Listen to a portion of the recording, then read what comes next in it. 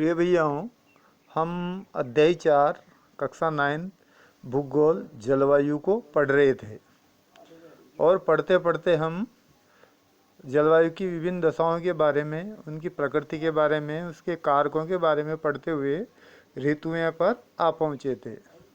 हमारे देश में मुख्य तौर पर 3 ऋतुएं मानी जाती है: वर्षा ऋतु, सर्दी ऋतु और ग्रीष्म ऋतु। इन 3 ऋतुओं के आधार पर संपूर्ण मौसमी क्रियाओं का, वायु दाब का, सबका क्रियाकलाप इन्हीं के आधार पर संपन्न होता है। तो आज हम ऋतुओं के बारे में पढ़ने जा रहे हैं। मानसूनी जलवायु की विशेषता जो होती है, विशिष्ट मौसमी प्रतिरूप है। एक ऋतु से दूसरी ऋतु में मौसम की अवस्थाओं में बहुत अधिक परिवर्तन होता है। विशेषकर देश के आंतरिक भागों में ये परिवर्तन अधिक मात्रा में परिलक्षित होता है। तटीय भाग होता है, तटीय क्षेत्रों में तापमान बहुत अधिक नहीं होती है। जो समुद्र तटीय एरिया होता है उसके तापमान में ज़्यादा अंतर नहीं आता है। तद्यपि यहाँ वर्षा के प्रारूपों में भिन्नताएं पाई जाती है। आप अपने क्षेत्र में कितने प्रकार की ऋतुओं का अनुभव करते हैं? भारत में मुख्यतः 4 ऋतुओं का भारत में मुख्य रूप से में भिन्नताएं पाई जाती है। आप अपने क्षेत्र में कितने प्रकार की ऋतुओं का अनुभव करते हैं? भारत में मुख्यतः 4 ऋतुओं की पहचाना जा सकता है। ये हैं शीत ऋतु, ग्रीष्म ऋतु, कुछ क्षेत्रीय विविधताओं के साथ मानसून के आगमन तथा वापसी का काल। इससे सबसे पहली ऋतु आती है शीत ऋतु, यानी कि सर्दी की ऋतु। उत्तर भारत में शीत ऋतु मध्य नवंबर से प्रारंभ होकर फरवरी तक रहती है। भारत के उत्तरी भाग में, यानी कि नवंबर से शीत ऋतु नवंबर से प्रारंभ होती है और फरवरी तक रहती है।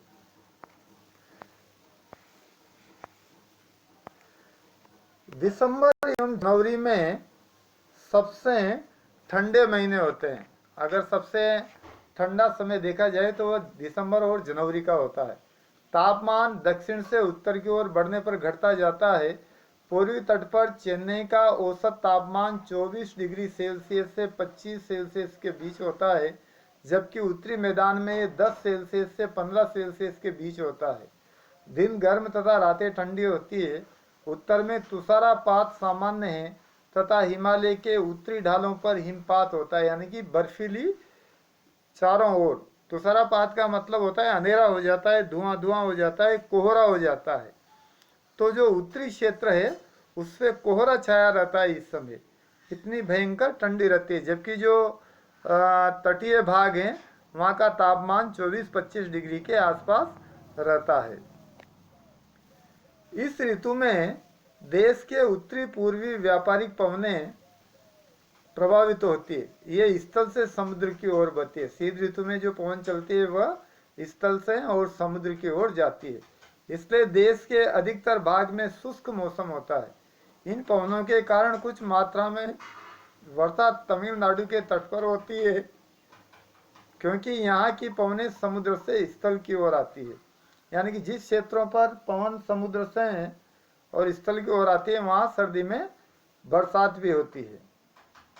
देश के उत्तरी भाग में एक कमजोर उच्च दाब का क्षेत्र बन जाता है, जिसमें हल्की पवनें इस क्षेत्र के बाहर की ओर प्रभावित होती है। उच्चावय से प्रभावित होकर ये पवन पश्चिम और उत्तर पश्चिम में गंगा घाटी की ओर बहती है। सामान्यतः इस मौसम में आसमान साफ, तापमान तथा आर्द्रता कम एवं पवनें शिथिल और परिवर्तित होती है। यानी कि ज़्यादातर मौसम साफ रहता है, आकाश साफ रहता है, पवन बिल्कुल आराम से चलती है और दिन के दिनों में दिन में केवल थोड़ी सी गर्मी का एहसास होता है, सूर्य की किरणें होती है, अपेक्षाकर रातें बहुत ठंडी होती है। शीत ऋतु में उत्तरी मैदानों के पश्चिमी और उत्तर पश्चिम में चक्रवाती विक्षोभों से अंतर्वाह विशेष लक्षण है। एक कम दाब वाली प्रणाली भूमध्य सागर एवं पश्चिमी एशिया के ऊपर उत्पन्न होती है, तथा पश्चिमी पवनों के साथ भारत में प्रवेश करती है। इस कारण शीतकाल में मैदानों में वर्षा होती है तथा पर्वतों पर हिमपात, जिसकी उस समय बहुत अधिक आवश्यकता होती है। यद्यपि शीतकाल में वर्षा, जिसे स्थानीय तौर पर महावट कहा जाता है, की कुल मात्रा कम होती है, लेकिन ये रबी फसलों के लिए बहुत महत्वपूर्ण होती है। यानी कि शीत ऋतु में जो बरसात होती है, जिसे माउट के नाम से जाना जाता है, ये फसलों के लिए घी का काम करती है, फसलों के लिए वरदान होती है। रबी की फसल इस समय जो बोई रहती है, गेहूं, चना, सरसों आदि फसलें, उनके लिए ये बहुत लाभदायक होती है। इनसे बहुत अच्छा इसको प्रभाव मिलता है, फायदा मिलता है। तो शरद ऋतु में जो पानी बरसता है उसे मावट कहा जाता है। अगली ऋतु आती है ग्रीष्म ऋतु। सूर्य के उत्तर की ओर आभासी गति के कारण भूमंडलीय ताप पट्टी उत्तर की तरफ खिसक जाती है। मार्च से मई तक, यानी कि ग्रीष्म ऋतु का आगमन मार्च से होता है। फरवरी तक शरद ऋतु रहती है, उसके बाद में ग्रीष्म ऋतु का आगमन होता है, तो मार्च से शुरू होती है ये। भारत में ग्रीष्म ऋतु होती है। ताप पट्टी के स्थानांतरण के प्रभाव का पता विभिन्न अक्षांशों पर मार्च से मई के दौरान रिकॉर्ड किए तापमान को देखकर लगाया जा सकता है। मार्च में दक्कन के पठार का उच्च तापमान 38 डिग्री सेल्सियस होता है। अप्रैल के मध्य में प्रदेश एवं गुजरात का तापमान 42 डिग्री सेल्सियस होता है। मई में देश के उत्तर पश्चिमी भागों का तापमान 45 डिग्री सेल्सियस होता है। प्रायद्वीपीय भारत में समुद्री प्रभाव के कारण तापमान कम होता है। तो समुद्र का जो एरिया है, वहाँ तापमान वर्ष पर्यंत एक जैसा रहता है, यानी कि बहुत कम उतार चढ़ाव होता है।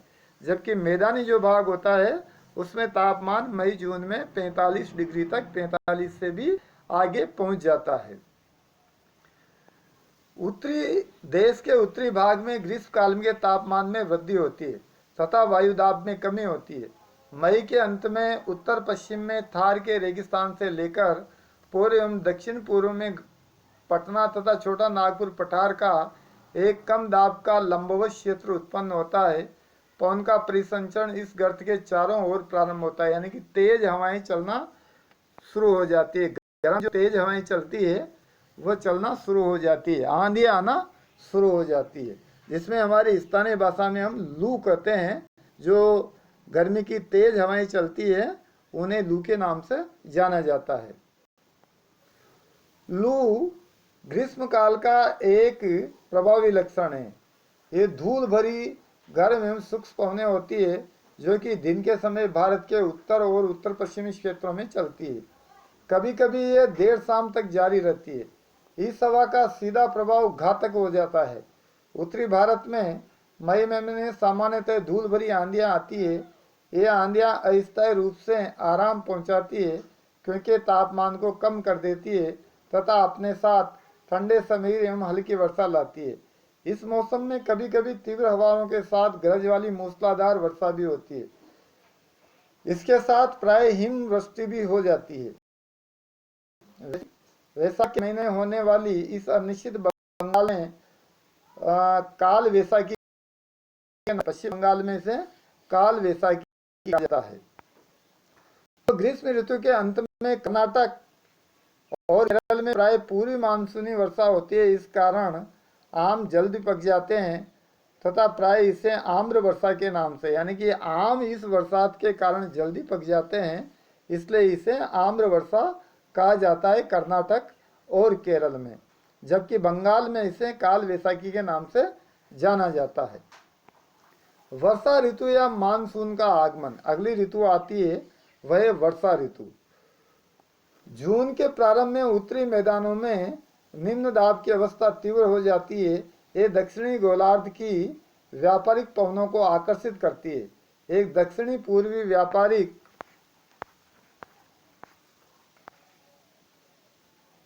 पवनें दक्षिणी समुद्र के उपोष्ण कटिबंध क्षेत्र में उत्पन्न होती है। चूंकि ये पवनें गर्म महासागरों के ऊपर से होकर गुजरती है, इसलिए ये अपने साथ इस महाद्वीप में बहुत अधिक मात्रा में नमी लाती है। ये पवनें तीव्र होती है तथा 30 किमी प्रति घंटे की औसत वेग से चलती है। सुदूर उत्तर पूर्व भाग को छोड़कर ये मानसूनी पवनें देश के शेष भाग में लगभग 1 महीने में पहुंच जाती है। यानी कि समुद्र से जून के अंत में, जून के मध्य में या जून के महीने में जो पवनें चलती है वह समुद्र से धरती की ओर चलना शुरू हो जाती है, जो अपने साथ समुद्र से पानी को लेकर आती है। समुद्र का पानी भाप बनकर गर्म में उठता है और उस भाप के साथ में ये धरातल पर पानी बरसाने में सहायक होती है। तो ये हवाएं जून के प्रारंभ में वहां से शुरू होती है, जो जून के अंत तक यानी कि एक महीने में, जुलाई के फर्स्ट वीक, जून लास्ट में लगभग भारत में वर्षा करने में सहायक होती है। दक्षिणी पश्चिमी मानसून भारत के अंतर्वाह यहाँ के मौसम को पूरी तरह परिवर्तित कर देता है। मौसम के प्रारंभ में पश्चिमी घाट के पवनमुखी भागों में भारी वर्षा यानी कि 250 सेमी से भी अधिक वर्षा होती है। दक्कन का पठार एवं मध्य प्रदेश के कुछ भाग में भी वर्षा होती है। यद्यपि यह क्षेत्र छायातीत क्षेत्र है, इस मौसम की अधिकतर वर्षा देश के उत्तर पूर्वी भागों में होती है। काशी पहाड़ियों के दक्षिणी श्रृंखलाओं के मध्य माशिनराम विश्व का सबसे अधिक औसत वाला प्रांत है। गंगा की घाटी के पूर्व के पश्चिम की ओर वर्षा की मात्रा घटती जाती है। राजस्थान और गुजरात के कुछ भागों में बहुत कम वर्षा होती है। हमारे जो मरुस्थलीय क्षेत्र है वहाँ इस मानसून से बहुत कम वर्षा हो पाती है। मानसून संबंधी एक अन्य घटना है वर्षा में विराम। इस प्रकार इसमें आर्द्र एवं शुष्क दोनों तरह के अंतराल होते हैं। दूसरे शब्दों में मानसूनी वर्षा एक समय में कुछ दिनों तक होती है। इसके वर्षा रहित अंतराल भी होते हैं। मानसून में आने वाले विराम मानसूनी गर्त की गति से संबंधित होती है। विभिन्न कारणों से गर्त एवं उसका उत्तर दक्षिण की ओर खिसकता जाता है, जिसके कारण वर्षा का स्थानिक विवरण सुनिश्चित होता है। जब मानसून गर्त की ओर मैदान के ऊपर जाता है तो इन भागों में वर्षा अच्छी होती है। दूसरी ओर जब अक्ष हिमालय के समीप चला जाता है तब मैदानों में लंबे समय तक शुष्क अवस्था रहती है तथा हिमालय की नदियों में पर्वतीय जलग्रहण क्षेत्रों में विस्तृत वर्षा होती है। इस भारी वर्षा के कारण मैदानी क्षेत्रों में विनाशकारी बाढ़ आती है एवं जान माल का भारी नुकसान होता है। उष्णकटिबंधीय निम्न तीव्रता की आवृत्ति भी मानसूनी वर्षा के मात्रा के समय निर्धारित करती है। ये निम्न दाब का क्षेत्र बंगाल की खाड़ी के ऊपर बनता है। यानी कि मानसूनी अंतराल का मतलब होता है कि जैसे मान लो बरसात हो रही है तो बरसात होते होते बीच में अगर 3-4 दिन तक सूखा रह जाता है यानी कि पानी नहीं बरसता है तो वह मानसून अंतराल होता है। मतलब मानसून हवा के साथ आगे बढ़ता जाता है बरसात करता हुआ और ये पर्वतीय क्षेत्रों में जाकर घनी बरसात करता है, इसलिए वहाँ की नदियों से भयंकर पानी भी आता है। मुख्य स्थलीय भाग को पार कर जाता है। एक गर्त निम्न दाब के मानसूनी गर्त के अक्ष के अनुसार होता है। मानसून की इसी अनिश्चितता के लिए जाना जाता है। शुष्क एवं आर्द्र स्थितियों की तीव्रता, आवृत्ति एवं समय के काल में भिन्नता होती है। इसके कारण यदि एक भाग में बाढ़ आती है तो दूसरा भाग सूख जाता है। इसलिए आगमन और वापसी प्राय अव्यवस्थित होता है। इसलिए कभी कभी देश के किसानों की कृषि कार्यों को अव्यवस्थित कर देता है। मतलब जो मानसून आता है तो ये पूरे देश में एक समान नहीं होता है। ये वहाँ की स्थानीय स्थितियों के अनुरूप होता है, पर्वतों के ढाल के अनुरूप होता है। अरावली पर्वत और हिमालय दोनों हमारे देश में बरसात करने में सहायक होते हैं, तो इसलिए पर्वतीय क्षेत्रों में ज़्यादा पानी बरसता है, बाकी क्षेत्रों में कम पानी बरसता है। अंततः मानसून का अक्टूबर नवंबर के महीनों में इसका विराम होना लग जाता है, यानी कि वहाँ से विदा हो जाता है। मानसून पूर्व वर्षा भी होती है और मानसून जब जाता रहता है, विदा होता रहता है, तभी बरसात करता हुआ यहाँ से निकलता है। अक्टूबर नवंबर के दौरान दक्षिण की तरफ सूर्य के आभासी गति के कारण मानसून गर्त या निम्न दाब वाले गर्त उत्तरी मैदानों के ऊपर शिथिल हो जाता है। धीरे धीरे उच्च दाब प्रणाली इसका स्थान ले लेती है। दक्षिणी पश्चिमी मानसून शिथिल हो जाता है तथा धीरे धीरे पीछे की ओर हटने लगता है। अक्टूबर के प्रारंभ में मानसून पवनें उत्तर के मैदान से हट जाती है। अक्टूबर एवं नवंबर का महीना गर्म वर्षा ऋतु से शीत ऋतु में परिवर्तन काल लाता है। मानसून की सबसे बड़ी विशेषता ये है कि जब ये शुरू होता है उस समय अत्यधिक गर्मी होती है। जब विदा होता है तब ये शीत ऋतु का आगमन का संकेत देता है। अक्टूबर एवं नवंबर का महीना गर्म वर्षा ऋतु से शीत ऋतु में परिवर्तन काल होता है। मानसून की वापसी होने पर आसमान साफ, तापमान में वृद्धि हो जाती है। दिन का तापमान उच्च जबकि रातें ठंडी एवं सुहानी होती है। स्थल अभी भी आर्द्र होता है। उच्च तापमान एवं आर्द्रता वाली अवस्था के कारण दिन का मौसम असह्य हो जाता है। इसे सामान्यतः क्वार की उमस के नाम से जाना जाता है। अक्टूबर के उत्तरार्ध में विशेषकर उत्तर भारत के तापमान में तेजी से वृद्धि होती है। हमें जो ये टिक पॉइंट आता है इनका ध्यान रखना है। जैसे भारत में सर्वाधिक वर्षा वाला क्षेत्र मानसीराव, और ये क्वार की उमस जिसको कहते हैं, ये ठंडा और असह्य मौसम होता है आर्द्रता वाला, तो उसे इसको ये कहते हैं। तो ऐसे पॉइंटों को हमें कवर करना चाहिए, ध्यान रखना चाहिए। नवंबर के प्रारंभ में उत्तर पश्चिमी भारत के ऊपर निम्न दाब वाली अवस्था बंगाल की खाड़ी पर स्थानांतरित हो जाती है। ये स्थानांतरण चक्रवाती निम्न दाब के संबंधित होता है जो कि अंडमान सागर के ऊपर उत्पन्न होता है। ये चक्रवात सामान्यतः भारत के पूर्वी तट को पार करते हैं जिसके कारण व्यापक एवं भारी वर्षा होती है। ये उष्ण कटिबंधीय चक्रवात पाए विनाशकारी होते हैं, यानी कि जो चक्रवात आते हैं समुद्री एरिया से, ये चक्रवात देश में विनाशकारी होते हैं, जिसे हम इस मानचित्र के माध्यम से भी समझ सकते हैं कि किस प्रकार से ये वर्षा का क्षेत्र, यानी कि वह क्षेत्र जहाँ 400 से 200 से जो 400 तक वर्षा होती है वह नीला क्षेत्र। तो देखो पूर्वी क्षेत्र में, और इसके अलावा ये समुद्र तटीय क्षेत्र है, यहाँ पर इस वर्षा को दिखाया गया है। 100 से 200 सेमी बीच जो मध्य भारत है इसको दिखाया गया है। और आप देखोगे कि हमारा जो राजस्थान का जो पश्चिमी एरिया है वहाँ 40 से 60 डिग्री और 20 से 40 डिग्री का जो क्षेत्र है वो इसमें दिखाया गया है। तो वो वर्षा का मानचित्र है जिसे इसमें हम समझ सकते हैं। दूसरा मानचित्र भी वार्षिक वर्षा को दर्शाता है जो भी लगभग सेम स्थिति में है। उन पॉइंटों के माध्यम से इसको समझाया गया। तो इस प्रकार से हमारे देश में मुख्य रूप से तीन जो ऋतुएं हैं उनके बारे में आज के भाग में हमने पढ़ा है। अब हमारा जो अगला टॉपिक होगा वह होगा वर्षा का वितरण, या आज हम इसको पूरा करते हैं कि वर्षा का वितरण किस प्रकार से हमारे देश में होता है।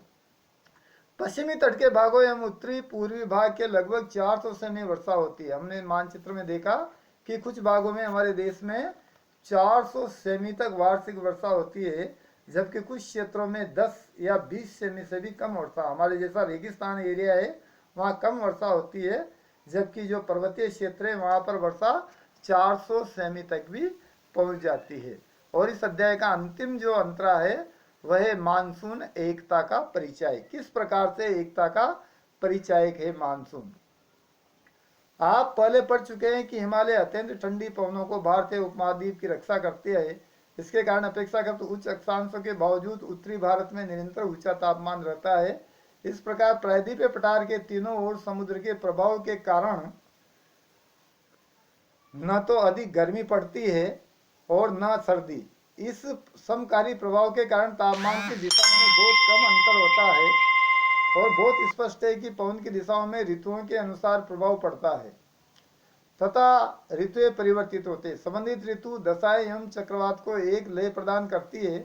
वर्षा की अनिश्चितताएं और उसका तापमान वितरण मानसून के एक लक्षण है। संपूर्ण भारतीय दृश्य इसके जीव और वनस्पति, कृषि चक्र, मानव जीवन तथा उसके त्योहार उत्सव इसी मानसूनी लय के चारों ओर घूम रहे हैं। उत्तर से दक्षिण तथा पूर्व से पश्चिम तक संपूर्ण भारतवासी प्रतिवर्ष मानसून के आगमन की प्रतीक्षा करते हैं। ये मानसूनी पवनें हमें जल प्रदान करती है, कृषि प्रक्रिया को तेजी लाती है, संपूर्ण देश को एक सूत्र में बांधती है। नदी घाटियाँ जो इस जलों का सेवन करती है उन्हें भी एक नदी घाटी इकाई का नाम दिया जाता है। इस प्रकार से ये अध्याय आज हमारा पूरा होता है। अगले भाग में हम इसके प्रश्न उत्तरों को समझेंगे और हल करेंगे। जय हिंद।